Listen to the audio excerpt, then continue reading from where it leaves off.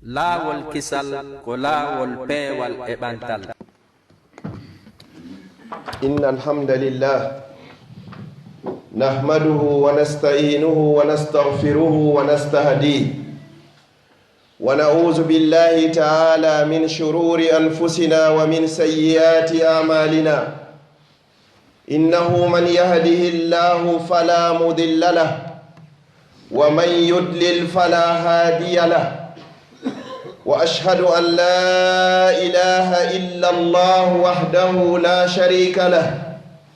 وأشهد أن محمدًا عبده ورسوله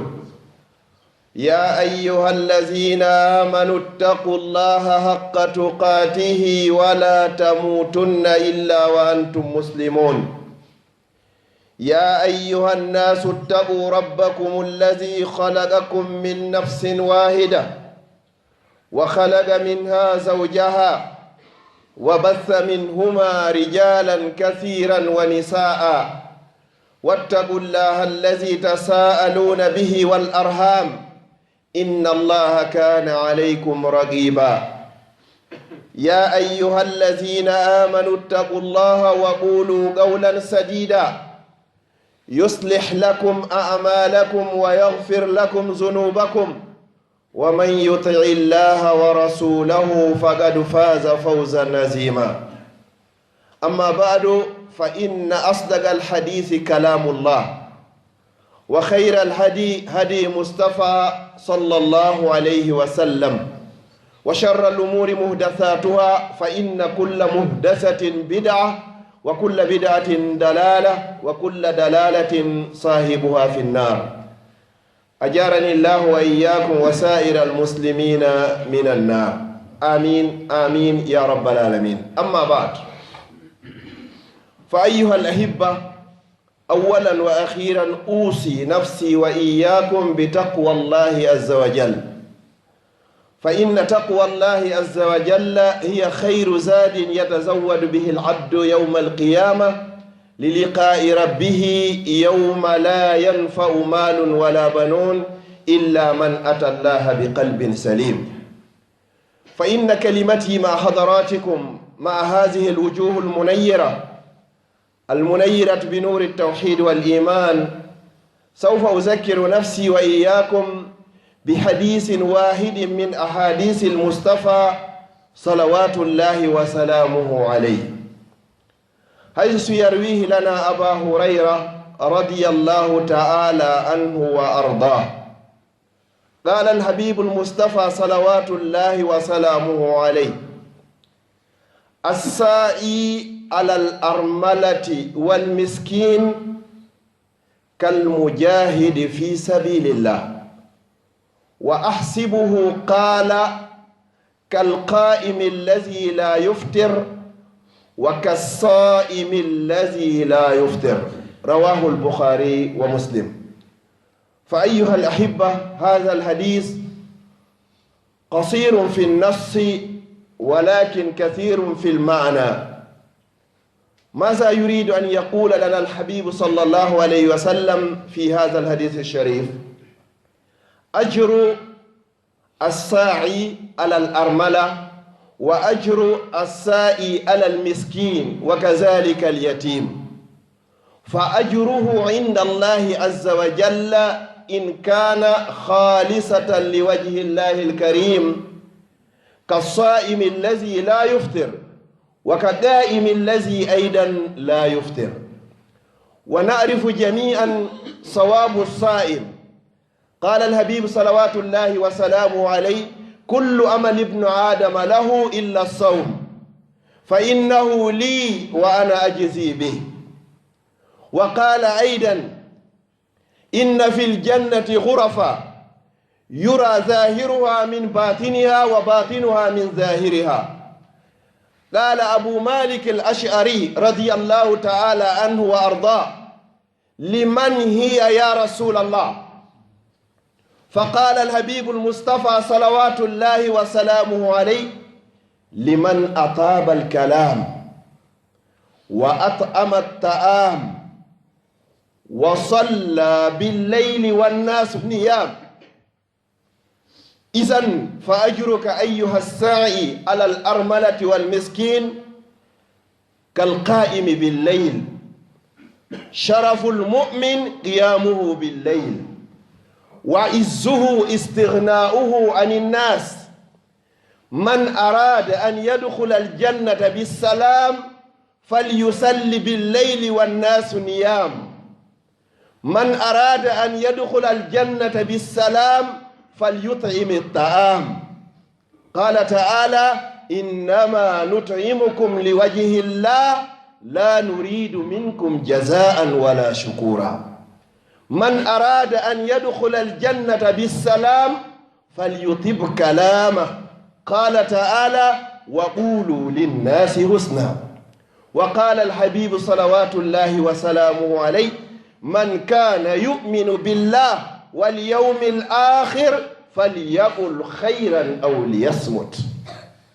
musidɓe julɓe tedduɓe ɓaawa yettude o ha naɗo yettede ɗum ko Allah du'ano nelaɗo sallallahu alayhi wa sallam kanko e ɓeygure makko nden fof e sahabaɓe makko ɓen fof maɓɓe hina o ma o e kala jokkuɗe laawol ɓeeɗo e kala wonɗo e etade yo wonu e laawol ɓeeɗo yo Allah waɗu jamɓe kisiye e makko. Yewtere anden ko raɓɓiɗunde bi isnillahi taala. Mi andintina hoore am, mi andintina o maako gooto mo nelaaɗo sallallahu alayhi wa sallam maaki. En fof hiɗen anndi baraji neɗɗo hooruɗo, hiɗen anndi baraji neɗɗo juuloowo jemma. Neɗɗo hooruɗo nelaaɗo sallallahu alayhi wa sallam e maaki kala gollal ngal bani adama woni e gollude ngal, Allah no itti malaikaɓe spécial ko winda baraji ngal gollal ɗon si wona korka. O inni wo korka kam fa innahu li wa ana ajizi bi. Ko Allah tun anni joddi korka no fotata. Neɗɗo dariɗo naafi jemma kadi Allah inni ɓe wa kanu qalilan min alleyli ma yahjawun. Wo hari ha fanɗi ha fanti jemma ko ɓe ɗantono kon ko naafugol tun. Allah yewti fi nelaaɗo sallallahu alayhi wa sallam o wi: inna rabbaka ya'lamu annaka taqumu adna min thulusa leyli wa nisfahu wa thulusa wa ta'ifatun min allazina ma'ak. O yewti nokkugo kadi nelaaɗo sallallahu alayhi wa sallam ɓe maaki wo sharaful mu'min qiyamuhu billeyl. wo teddungal julɗo si julɗo o tedday ko yo naafu jemma. Teddungal makko ngal ko Allah subhanahu wa ta'ala ko yo naafu jemma. Wa izzuhu istighna'uhu anin nas. Amma no so heɓay teddungal e hakkunde yimɓe ɓen ko yo yondino ko yimɓe ɓen jogii kon. Ta himmiran ko bani adama jogii siɗa faala heɓugol teddungal e juuɗe yimɓe ɓen. Joni noon ɗi baraji ɗo fof no woodi pihum tosukun kun waɗeten kun e wattanta hakkille muɗum. Nelaaɗo maaki si a waɗi kun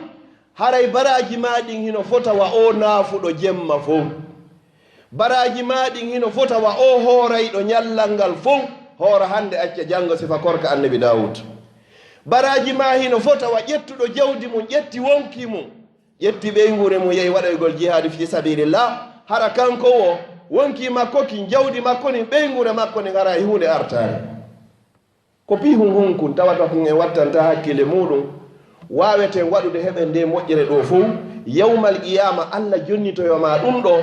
tawata amara joddi hay hunde si wona natugol aljanna. Ko piiji ɗiɗi ara nun kun ko dankagol sonnajo mo moodi mum feƴƴini hay sa jombata dankoɗamo ko ɓuri e hewde kon ka meɗen. Ɗiɗi dankagol miskinuhum ma alyatima. Si yehi ha sonnajo moodi makko feƴƴini himo acci ɓiɓɓe hande kadi goto faala kamo ko yejjiteteɗo. Si woni ɗon seeɗa ko honnuɓe liɓata e hoore makko ko ñannejo hande kadi ɓay hay hunde o mara sabu o accirtake sabu hande kadi kala ko probléme ji wuri ko kanko fawete. Nelaaɗo sallallahu alayhi wa sallam maaki wo sa dankike o ɗo a yehi fi huntugol haaju o a ñawndi o a ñawndani o a holtini o a holtinanimo kadi a ñappanimo suudu a darnanimo suudu a ittanimo heege wo baraji ma no waɗa no fota waɗɗo jihadi fi sabilillah. Baraji ma hino fota wa dariɗo jemma naafi. Baraji ma hino fota wa on horuɗo ñalorma dari jemma naafi. Ko noon ɗi fotata. Amma say ko miskin joni ko ñammenɗa wa kazalik ko noon kay ɗi fotata. Amma sa feƴƴi ɗon a dankike alyatimajo ko wiyete alyatima ko ɓuri sellude e gonguɗi karama koɓɓen ko on mo baabe mum feƴƴini hara o helli faaka ƴetta kun ɗo waɗa e ley koyɗe ma ko ɓiɓɓe ma ɓe ñaami o kun ñaama ɗum ko ɓiɓɓe ma ɓen holti o kanko ngari kun holta ɗum ko ɓiɓɓe ma ɓen ka ɓe hoɗi o holna ɗon kun aliyatima o ha ñande kun gaynani hoore makko nelaaɗo sallllahu alayhi wa sallam maaki hadis ɗiɗi wo kala ƴettuɗo junngo muɗum mawli hoore aliyatima hara ko mawlirɗa ɗum ko sabu yurmede andita ben kum feƴƴinino ala hande ko yurmina kon andita allah wawma warde an kadi ɓiɓɓe ma ɓen wona aliyatima sabu nde yurmede ɗon tun ko mawɗa waɗɗa ɗum noon ga ɓernde ma kon hay si tawi a okkorarimo goɗɗum ɓorna ɗon maaki woore ɓe harminani junngo ma ngol natoygol yiite jahannama yawmal qiyama si tawi noon a ñammini kon ma a holtini kon ma a ñawdi kon musidɓe julɓe tedduɓe ala ko dimmata arshi allah on ka leydi ɗo sina si aliyatimajo wullinama an noon ƴettuɗo aliyatima addi ka galle ma allah waɗay barki e ɓeygure ma nden waɗa barki e jawdi ma ndi waɗa barki e ko heɓata kon waɗa barki e gurdam maɗan waɗa barki e maɗa fi duniya wal akhira ko juuɗi jelu jogi ɗen ko nakiri e fuuta tawata hiɗi sokori ni hiɗi loyna toon ko aliyatimaɓe jelo miskinɓe jelo ko sonnaɓe jelo ɓe modiɓe mum maayi hara mara hay ko ñaama si iidi hewti hara ɓe maapi ko on to ɓe heɓata hoyre tew hiɗa jogii ɗum ɗon fof miijitika hoɗo mon fuuta jalo ko jelo woni toon ko jelo woni e ley koyɗe ma allah no wowno ma wadde hara ko a woni place maɓɓe ko honno haɗi dankoɗa ɓe fi heɓa o aljanna ɗo yawmal qiyama nde laaɗo sallallah alih w sallam ɓe maaki wo allah no mahi aljannaji ko birikire kange e birikire kaalis wo yura zahiruha min batiniha wonɗo nder harayno renti yaasi wonɗo yaasi no wonti nder hakke ko tawata ko laba kono miijoɗɗamo ko noon aljanna o wayri ko allah subahana wa taala tagiri on ɗo on bi yadey juuɗe makko tedduɗe ɗen ɓayne laaɗo makiɗo hayɓe gaynitaki hadis o wiyeteɗo abou malik al ashari radiallahu an o ini kisan liman hiya ya rasulallah ene ko hombo jeyɗin aljannaji ɗon ko hombo heɓoyta ɗum ɗon nelaaɗo maaki ko kala siforɗo sifaji tati liman atabal kalam ko on moƴƴinɗo yewtere mum a yalnata yimɓe ɓen a ño'ataɓe a waddidirtaɓe sa wolanay goɗɗo a wonnaymo konngol moƴƴol liman atabal kalam allah ini ka qur'an wa qulu linnasi wowlane yimɓe ɓen ndey husnan ko moƴƴi ɗon o inaari hay julɓe ɓen hay si tawi wona julɗo few sa wowlanay goɗɗo wowlanmo ko moƴƴi sa wowlantamo ko moƴƴi haray fanko ɓe addi e hadis goo ɓe maaki man kana yuminu billahi wal yawmi l akhir kala e moɗon nde laatiɗo no gomɗini allah gomɗini ñalade sakkitinde falyaqul hayran mi torike mo mi jeejimo yo wowlu ko moƴƴi aw liyasmut ma ɗum wara yo soko hunduko makko ko wata wowlu few ɗiɗaɓo on ko hombo heɓoyta kadi o aljanna ɗo liman at'ama ta'am ko kala on ñammindo ñamete pakkere un tamaro adda joɗɗina ko nda ko honno andita yimɓe ɓe ñaamay sa ari ɗo lawa joɗɗino pakke un tamaro ka yaltoy a tawdata wotere goto be ara ƴetta wotere ñamande hara hino welti si allah yoɓitoyima ɗum yawmal qiyama a yeloton hara hebbino juulirde fof pakejo tamaro ne laaɗo sallallah alih w sallam ɓe maaki honno wo man at'ama muminan ala ju'in at'amahu llahu yawma alqiyamati min thimari ljanna wo kala ñamminɗo julɗo weelaɗo allah ñamminoyta yawma alqiyamati dinɗe ɗen ka nder aljanna kutatama hay e hunde ndeɗe ara ɗo yoɓoɗa pake goto ndiyan joɗɗina koteɗa ndeɗe araɗa yoɓoɗa pake goto esitu joɗɗina telen ɗa papier toilette joɗɗinira telen ɗa sabunde soɗore joɗɗinira telen ɗa ko non noon piihoy koy hara hay nayi goɗɗo andane yewmal qiyama sa hettoy ɗum a yelotono ko ennero an ko 5 euro an onni hetti ɗum ɗo fof allah ina hi a waɗirno fi allah mi maran maga mine an maga a wowlitari a waɗirano fi yimɓe o wowlu ha hande tawɗalan ɗo ko joddima ndinni ko ɗum si ɓe maaki anin soyay aynay jakasi mi anduno mi waɗayno jumare we jumare tammo on ko hombo heɓoyta ɗum ɗo kadi wa man salla billeyl wannasu niyam on immotoɗo jemma juula hara fof no ɗaani immagol jemma juula ko teddungal wonande julɗo kala siforo ɗi sifaji tati ɗo ko on heɓoyta o aljanno ɗo musidɓe julɓe tedduɓe ɓe maaki e hadis goo kadi ne laaɗo sallllahu alayhi wa sallam ɓe maaki man kana fi hajati akhihi kala e moɗon yahuɗo dogi fi haaju musidɗo makko no huntoro wo kana llahu fi hajatihi allah kadi yaha e haaju ma no kasa ɗowta ɗo joni goɗɗo hara ko lidel ma colorite ɗo ma aldi ɗo ko ɓuuri e fande kon ƴetta oto ma on yahon supermarché waɗon course ji immo ɗon arton o inna a jarama e point lanni ka yaw ɗowtuɗamo ton allah huntanoyde haaju ma gomo falnoɗa yo hunto hara ganda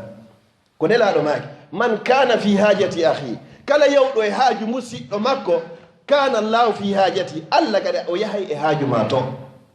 sono ɓe yewtay ɗo siɗa faala haajuji ma goto yo hunto hiɗa huli probléme ji gono toon ko ya torono musidɗo ma on allah mi torike ma dandanan kaarijo allah mi torike ma okkor kaarijo allah mi torike ma waɗan kaarijo allah immina malaikajo inna an kadi hino wodanma sifa ko toroniɗa musidɗo ma on ko subhanallah no gasa an ko mako ronka jabade kono ko malaikajo on tori ko ɗum noga ko ƴettete ɗum man kana fi hajati ahi nanen mana hadis o moƴƴa kala wonɗo e haaju musidɗo mum ɗum noon hadis on foti haaju on o laatoyike foti o haaju o laatoyaki moƴƴin tun anni e on ɗowtamo andu allah woni e haaju ma o hadis on mo juuti ɓe makiley ton kadi won ɗum wa man satara muslima wonɗo wo wonɗo kadi surruɗo julɗo satarahu llahu fi dunia wal akhira sa surri julɗo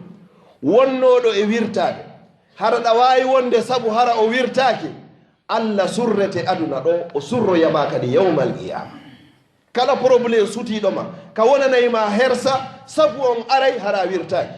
yawmal qiyama bakkatuji ɗi suuɗotoɗa waɗa ɗin kadi fof allah ɓannete inna yi oɗo anditi o bakkat ɗo ñalande kaari inna hi allah inna kono ɓaymi surreno ko aduna mi wirtarima hande yaw aljanna mi yaafikema sabu ko surrunoɗa jiyaɗo an on konka aduna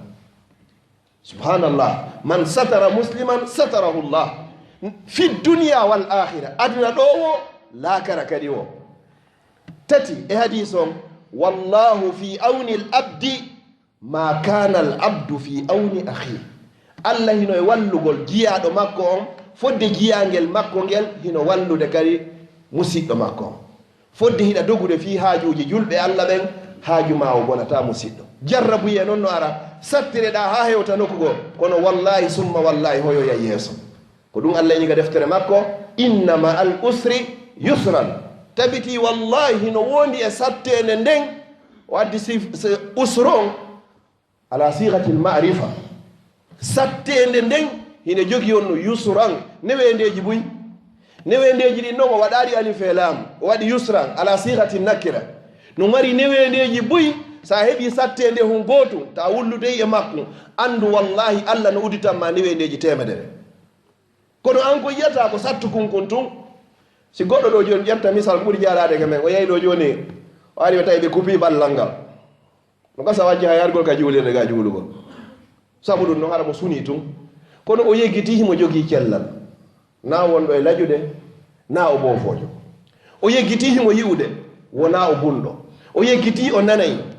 hina o paho o yeggiti himo wowlude na o mbobojo o yeggiti o sokaka no woodi woɓɓe wonɓe ka kaso o yeggitimo jogii cellal no woodi waaliɓe ka labtare ɗum ɗo woni te yusran ɗi newendeji ɗo fof fewno kaɓe kuppi ballal ngal ɗon antata ɗino ko antata o ko manque kunkun ko ɗum si allah illa in shakartum mi wondi so yettiɗan allah la azidannakum mi wondi mi ɓeydanayi on kadi fiyonu nemaji ɗin kontotako kono enen ko manque kunkun tun woni ko yiyaten qada'u hawaiji lmuslimina ayuha lahibba huntugol haajuji julɓe ɓen jente yewtere nde seydna aliya yewti qala aliyun karrama allahu wajha o ini wala an amshiya fi qada'i haajati ahi muslimin ahabbu ilayya min addunya wa ma fiha seydna aliya radiallahu anhu mo anduɗen ko nayaɓo e weltiniraɓe naata e aljanna mo anduɗen oɗo kanko woni lontiɗo nayaɓo onne laaɗo sallallahu alayhi wa sallam o inni nde o immoto o yaha o ɗowta julɗo musidɗo makko e haaju makko wo ɗum hino ɓura yiɗede ka makko ɗum no ɓuranimo so okkama aduna on fof e kala ko woni aduna e jawɗe e kanŋe e kaalisi hakke ko andi baraji ko woni e muɗum ne laaɗo sallallahu alayhi wa sallam ɓe maaki e manal hadis on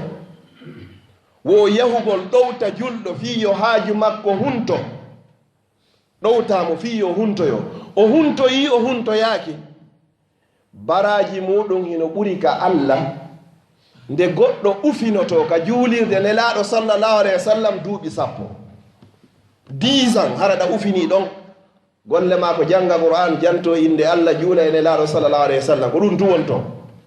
wo baraji ko heɓata kon ɗa ka wallata julɗo musidɗo ma ɗon ha haaju makko hunto ko ɗum ɓuri ko wonta ka nder juulirde ɗon duuɓi 10 hiɗen andi no waktu goto ka juulirde nelaɗo sallallahu alayhi wa sallam no foɗa waktuji wulure imagine no mo woni ɗon duuɓi 10 ko jelo heeɓi wo ɗum non fof e mawnude wo ko ɗum ɗawoni ko ɓurani ɓe ko ɗum ɗon ɓuri mawnude fi teddingol ɗo julɗo musidɗo ma hande ko tawata enen hewtani en hande mo be sago mum koyo julɗo musidɗo ma ko on ɓilo tum julɗo heɓa probléme inna kanko andi mi yeetinomo ɗum woltake ɓeyni ɓuulu linnasi husna wole ko moƴƴi o wiyeteɗo Umar ibn Abdul Aziz radiyallahu anhu goto sonjunomo o wiyeteɗo Hajjaji ibn Yusufu Sagafi o sonjuno Umar sonjimo ha hewtanimo nokkugo ñande Hajjaji mayno gollowo Umar on ari inni Umar on ari hino welti himo jonnude mo nouvelle on himo andi so jonnimo nouvelle on Umar weltoto amato o inni Hajjaji halkike ko ni o haali hay o inni ari maayi o inni Hajjaji halkike kono Umar ibn Abdul Aziz jaabi o inni amsik alayka lisanak jogo ɗengal magal ara wolitar ɗum o tawoyi joomi makko si joomi makko no yiɗi yaafomo simo yiɗi lettamo subhanallah siko enen ɗo en nani ɗo joni gaño ma no maayi no gasa waɗa e cérémonie taw weltagol kaariji a yeggiti an kadi on wuuridi ha o yehi ko neɓuɗa wo neɓuɗa haysi a moƴƴi ko an tawtoytamo hina kanko artata tawtama kono yeggita ɗum non fof an kadi a anda battane ma on ko honno woni ko wattinirta subhanallah neɗɗo yo welto fi musidɗo makko no perdi neɗɗo welto fi musidɗo makko no heɓi sohla hara ko ɗum woni ko welayma inna hina yiɗi Allah yiɗi nelaɗo wallahi hina gonga nelaɗo sallallahu alaihi wa sallam ɓe maaki si julɗo heɓi tana on fof ko yon sendodo si ɓe heɓi welo welo on fof ko yon sendodo ndaare hayka mayde ɓeyni wo si kawtal ma heɓi fatunde on fof nde ñande ko yon defu neldon ɓe na yon accuɓe defa ɗoɓe hara na hande kadi ɓe maapo hande kadi ko honto aray ɓe hiwra golɓe woni ko tawata ɓe musidɓe julɓe tedduɓe sen anditi o hadis ɗo o no wawi yonugol no wawi wonde saabu ko hokkuma moƴƴere aduna e laakara mo wawi wonde saabu ko yaforteɗa bakkatuji maɗa kala ko wonɗa faggitade e ndi leydi wallahi bakkatuji no faggite e ndi leydi ko imma a tewi ma a faalaka ma hiɗa yiɗi maɗa waɗirde indépendamment de ta volonté kono haray be faggite bakkatu joni noon sika koye piihoy ɗo mo be kalkiɗi cuuɗi ɗi jogiiɗin konake ɗi ƴettoy goto adda ɗon siko payi ko ngal yiyatima o yoku wonu ɗo yoɓanakon kon janga hay so tawi ka l'école publique hay so tawina privé ko moƴƴere wonanayma e an e ɓeygure ma nden e galle ka wonɗa ɗon galle ka aliyatimajo woni ko Allah hiwata ɗen galle ka sonnajo mo moodi mum feƴƴini heɓari ko jombita ɗum heɓari ko danko ɗum kala dankiɗo ɗum ɗo ko Allah dankantoma ka wuruɗa ɗon o dankanoma kadi ñande mayɗa mi toriki Allah subhanahu wa ta'ala wonɓe wadde ɗum ɗon ɓe yo Allah windanɓe baraji kala kadi mo joganoki sifa ɗum ɗo ka galle mi toriki Allah saabu ko nani mako nelaɗo kon yo Allah wurtu ɓernde makko nden o wawa wadde saabu ɗum ɗo so waɗi kadi yo Allah hokkumo baraji ɗin aqulu qawli hadha wa astaghfirullah li wa lakum fastaghfiruh innahu huwal ghafurur rahim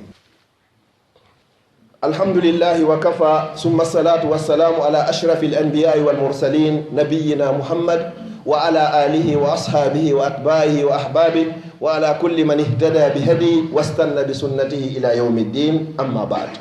musidɓe julɓe tedduɓe ɓawo yettude o haala ɗo yettede kadi ko Allah du'ano nelaɗo makko sallallahu alayhi wa sallam kanko e ɓeygure makko fof du'ano mawɓe meɗen wuurɓe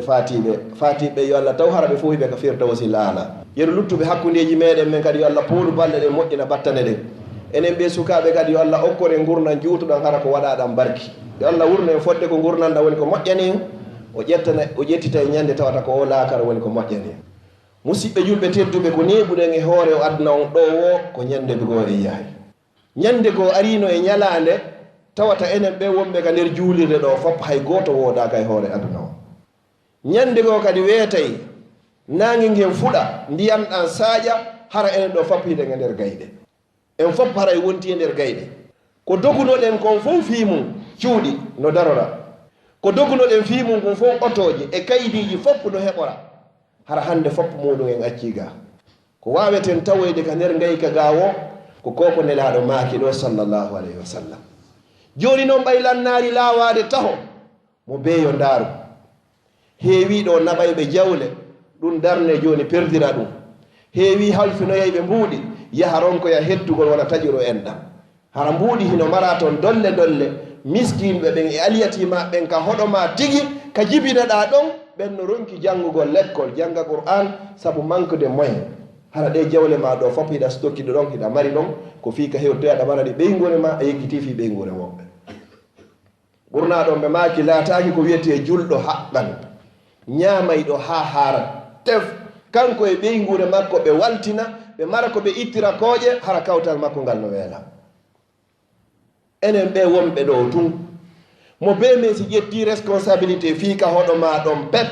inna pay koye wonkoye ɗon koye janggay no gasa sa calculi e nder hitande o fof ko wallitorta fourniture maɓɓe on ƴettatama ɓuri 200 euros kayeji e bikkuji e teniji no gasa sa teni sodaniɓe teni hikka lutti kadi ko ari toyta no woodi pay koye gon ton duuɓi jeegoɗin fof ko école primaire ko complet teni goto ɓe janguirta saabu mankugol imagine noon so tawi hara ko an soodi on complet ɗon ngal gandal ngal o heeɓi ɗon fof e nder duuɓi jeego hay so andi tan o yaarima kala ka o gollitiro e ngal hannde kadi baraji ɗin tawetema ka gabru hay so tawi a mayino imagine so tawi ko an danki pay kunkun o gayni l'école primaire o waɗi lycée o gayno e université o woni cadre jo hannde hino nafude julɓe allah ɓen e aduna o fof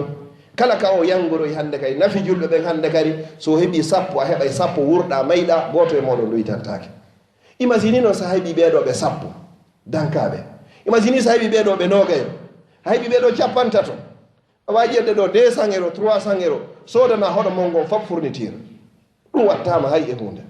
ko ñamataɗo e nder lewru lebbi ɗi lebbi tati an e ɓeygure ma hakkude facture ji e assurance ji ko watta ɗo hino ɓuuri ɗum a yoɓay ɗo dolle hara hiɗa yennito hara an tigiɗa andi baraji ala e muɗum kono a mara choix ko ɓe yoɓa hakkude rappel ji ko addete kono anditata koye fi aliyatima huy tentini noon enen juurɓe ɗe leyɗe en addi ɓiɓɓe men nokkuyeli ko tawata hina nokku waɗaɗi fii ka allah rewire e ngulɗon en hulanade ɓeygure meɗen ñande laati ɗen foreji en hulanade ɓeygure meɗen ko honno nde wayirta ñande iwiye meɗen fewndo ko ɓiɓɓe meɗen jelo woni ko murti woni e kasoji tawata fewndo ko fewndo meɗen ko en ɗo woni premier génération o ko honno noon wonɗen sakkade itta jawle dépensa fii yo allah moƴƴin avenir ɓeeɗo on mo beyo calculi ko jelu waɗi ko laabi yeɗu adda ɗo 500 euros watte ɗiɗo ka juulirde ɗiɗo mi waɗirar ɗiɗo sinayo allah subahana wa taala fewnana zurriya o dandalan ɓe murtugo ko laabi yeɗu adduɗa ɗo joni 100 euros ɗiɗo komi tori ɗiɗo ko yallah moƴƴinanan ɓeygure hande ɗiɗo mi addi ɗiɗo ko yallah moƴƴin zurriya on e zurriya on ila yawmil qiyama ɗen sikka joni sen ari ɗo e jiidike ɗo ɓiɓɓe men jiidike ɗo ɓen kadi ɓe jiidoyke ɗo conséquence on haka hattoy toon fof ko ene rondoto pocation par ce que ko ene rondiɓe addi ko en addiɓe ɗo so heeɓi moƴƴere muɗum